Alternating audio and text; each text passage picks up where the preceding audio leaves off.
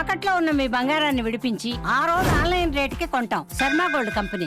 జరిగిన కేబినెట్ సమావేశంలో గౌరవ ముఖ్యమంత్రి గారు అందించిన సమాచారం, అదేవిధంగా ఈ సమస్య పైన గౌరవ ఉప ముఖ్యమంత్రి గారు పవన్ కళ్యాణ్ గారు రాష్ట్ర వ్యాప్తంగా భక్తులకు తెలిపే విధంగా మనం అందరం కూడా కలిసికట్టుగా ప్రజల్లోకి తీసుకెళ్ళాలి. ఈ అంశం పైన ధర్మాన్ని కాపాడాలి, దేవాలయాల పవిత్రత కాపాడాలి. అంతిమంగా ఇది రాజకీయ కోణం నుంచి కావాలని కొంతమంది దుర్మార్గంగా వ్యవహరిస్తున్నా కూడా ప్రతిఘటించే బాధ్యత కూడా మనపైనే ఉందనే విషయం ఆయన పదే పదే ప్రస్తావించారు. ఇక్కడ వెంకటేశ్వర స్వామి భక్తుల సెంటిమెంట్స్తో ముడిపడిన అంశం. ఇప్పుడే సోదరులు కేశవ్ గారు చెప్పినట్టు ఎక్కడ కక్ష సాధింపు లేకుండా పారదర్శకంగా చేసే కార్యక్రమం 100% ప్రజలకి తెలపాలనే ఉద్దేశంతో ఈరోజు ఇంత సుదీర్ఘంగా 3.5 గంటల సేపు కేబినెట్ సమావేశం జరిగినప్పుడు మధ్యలో గౌరవ అడ్వకేట్ జనరల్ గారిని కూడా ఆహ్వానించి ఆయన సలహా కూడా తీసుకుంటే ఉత్తమంగా ఉంటుందన్నప్పుడు కేబినెట్లో ఆయన్ని కూడా ప్రత్యేకంగా ఈరోజు ఆహ్వానించి సమాచారం వాస్తవాలు ఏంటి, ఏ విధంగా ప్రొసీడ్ అవ్వాలనే విషయం పైన చాలా కూలంకషంగా చర్చించాం.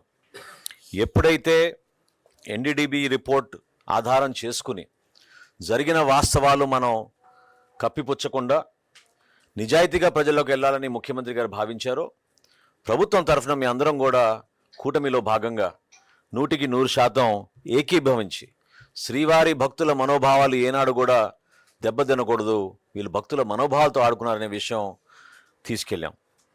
ఈరోజు క్యాబినెట్లో చర్చకు వచ్చిన అనేక అంశాలు నిజంగా చాలామందిని ఆశ్చర్యపరిచినాయి. సహచర మంత్రులందరూ కూడా ఈ విధంగా వాళ్ళు చేసిన తప్పుల్ని ప్రజల పక్షాన మేము మాట్లాడుతున్నప్పుడు, భక్తుల పక్షాన మేము మాట్లాడుతున్నప్పుడు ఎదురు దాడికి దిగి రాష్ట్రంలో ఏదో విధంగా సమస్యలు సృష్టించడానికి చూస్తున్న ఆ పార్టీ. కాబట్టి ప్రభుత్వం నుంచి గౌరవ ముఖ్యమంత్రి గారు, అదేవిధంగా గౌరవ ఉప ముఖ్యమంత్రి గారు చాలా స్పష్టంగా ఈ అంశం పైన కూలంకుషంగా చర్చించి ఫేజ్ బై ఫేజ్ మనం ప్రజల్లోకి ఎట్టి పరిస్థితుల్లో కూడా వీళ్ళు చేసిన ఈ దుర్మార్గాల్ని ఎక్స్పోజ్ చేయాల్సిన బాధ్యత మన పైన ఉంది. ఒక చిన్న ఉదాహరణ మీకు చెప్తాను. ఎప్పుడైతే రిపోర్ట్ వచ్చిందో 2022లో అది మొట్టమొదటిసారి రిపోర్ట్ వచ్చింది. రిపోర్ట్ వచ్చిన తర్వాత ఏనాడు కూడా వాళ్ళు మరొకసారి ఆ ఘీ శాంపిల్స్ని టెస్ట్కి పంపించలేదు. ఎందుకంటే అసలు ఒక చుక్క ఘీ కూడా లేదా ఘీలో, చుక్క నెయ్యి కూడా లేని ఆ నెయ్యిని వీళ్ళు ఎవరికి పంపిస్తారు శాంపిల్స్కి? ఏనాడు కూడా పంపించలేదు. అదే మన కూటమి ప్రభుత్వం వచ్చిన తర్వాత ఇప్పటి వరకు దాదాపు 12 నుంచి 15 సార్లు ఈ ల్యాబ్ టెస్టింగ్కి పంపించి ఎప్పటికప్పుడు నాణ్యత లోపం లేకుండా ఉండే విధంగా జాగ్రత్తలు తీసుకుంటున్నాం.